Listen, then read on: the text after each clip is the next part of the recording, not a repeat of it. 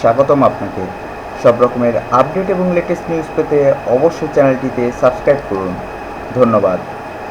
জন্মদিনের কথা বলে বনানীতে এবার তরুণী অভিনেত্রীকে ধর্ষণ।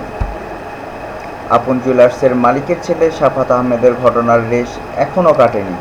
এর মধ্যে আবারও রাজধানীর বনানীতে জন্মদিনের অনুষ্ঠানের নামে বাড়িতে নিয়ে তরুণীকে ধর্ষণের অভিযোগ উঠেছে। এই ধর্ষকও একজন শিল্পপতির ছেলে। এ ব্যাপারে বুধবার ধর্ষিতা ওই তরুণী বনানী থানায় মামলা করেছেন।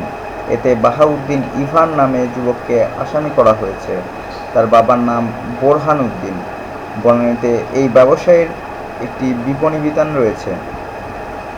ধর্ষককে ধরতে অভিযান নেমেছে পুলিশ। পুলিশ জানায়, মঙ্গলবার রাতে ইভান বনানীর ২ নম্বর সড়কে নিজের বাসায় ডেকে নিয়ে পূর্ব পরিচিত ওই তরুণীকে ধর্ষণ করে বলে মামলায় অভিযোগ করা হয়।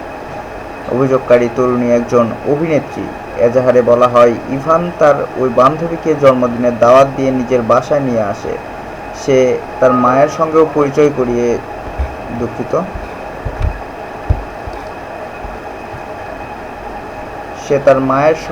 পরিচয় করিয়ে দেবে বলে, কিন্তু ওই তরুণী সন্ধ্যার পর বাসায় এসে দেখে কেউ নেই। এরপর তাকে আটকে গভীর রাত পর্যন্ত ধর্ষণ করে এবং রাত ৩টার দিকে বাসা থেকে বের করে দেয়। ইভান মোবাইল ফোনটিও রেখে দেয় বলে ওই তরুণী এজাহারে দাবি করে। ভোরে থানায় গিয়ে ঘটনাটি জানান ওই তরুণী। পরে স্বজনদের সঙ্গে পরামর্শের পর মামলা করেন। লিখিত অভিযোগ দেওয়ার পর ইভানকে গ্রেপ্তারের জন্য মাঠে নেমেছে পুলিশ। তবে মধ্যরাত পর্যন্ত ইভানকে গ্রেপ্তার করা যায়নি।